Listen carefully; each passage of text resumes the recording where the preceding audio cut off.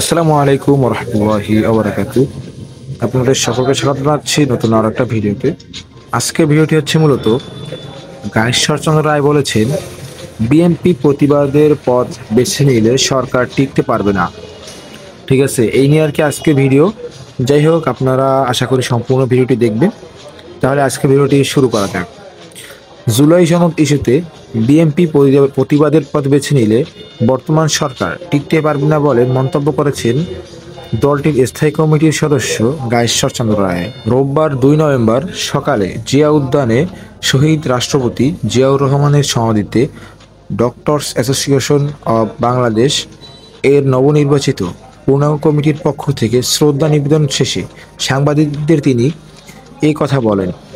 ঈশ্বরচন্দ্র রায় বলেন, জুলাই সনদ ইস্যুতে জাতির সঙ্গে যে প্রতারণা করা হয়েছে সেটি জনগণ বুঝেছে।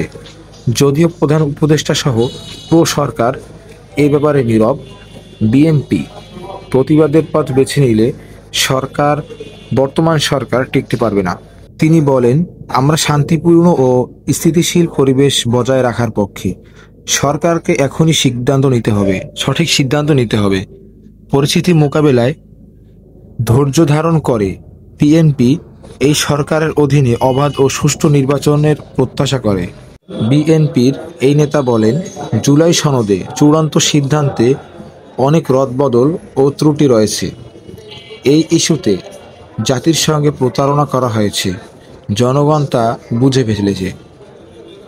অথচ প্রধান উপদেষ্টা ও সরকার নীরব আছে। ঈশ্বরচন্দ্র রায় আরও বলেন, আগামী দিনে রাষ্ট্র ক্ষমতায় বিএনপির আসার জোরালো সম্ভাবনা দেখেই দলটিকে বিতর্কিত করার চেষ্টা চলছে। আমরা কাউকেই প্রতিদ্বন্দ্বী মনে করি না।